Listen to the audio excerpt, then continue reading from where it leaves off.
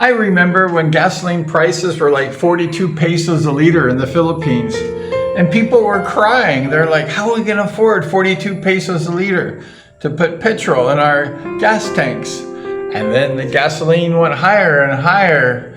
And during like the last few years, it was up to like 70, 75 pesos per liter. That was nearly double. And the people were like, how are we going to afford all this? And the prices rise for transportation. Everything had to rise, right? With the price of gas going up.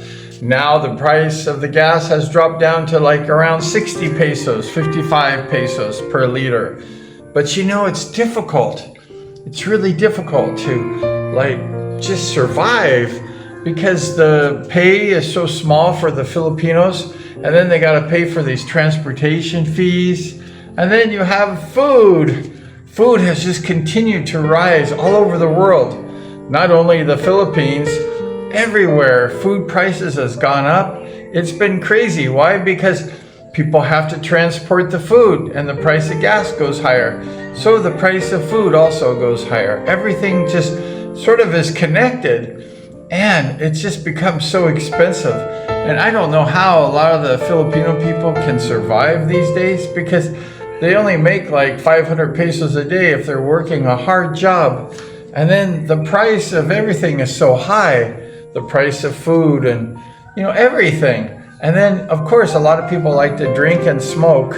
I don't do that because it's a waste of my money. But a lot of people here in the Philippines, they like to smoke and drink and party. And that's another waste of the money. So it's really kind of difficult for people to survive. And that's why a lot of people have to work abroad. They have to be OFWs, and they have to work all these different countries. And mostly women, although there's some guys that go work abroad. And it's a difficult life. These people, they make a lot more money working abroad, but they're away from their families, away from their children for years and years. And they cannot experience watching their children grow up. They're out working hard and sending money home. I know a few instances where the husband is just sitting home on the couch and drinking and partying on the wife's money. And that's just very difficult, for the family. And just, the mother is trying her best to take care of her family, to feed her family and stuff. And sometimes you have, let's say, a father who's just like enjoying his life, or the family who's taking care of the children. They're just enjoying their life also on the expense of their daughter. But it's a difficult life for the Philippines. The people just have a difficult life here. And then they have a lot of natural disasters, typhoons they have to deal with.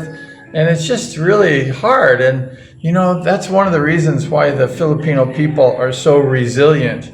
They go through all these difficulties in life and these challenges. And of course, the whole world has the challenge of rising prices. In America, the prices of gasoline has tripled. So all over the whole world, people are suffering. They're experiencing this difficulty in life. It's not only the Philippines, it's everywhere. The price has rose for everything.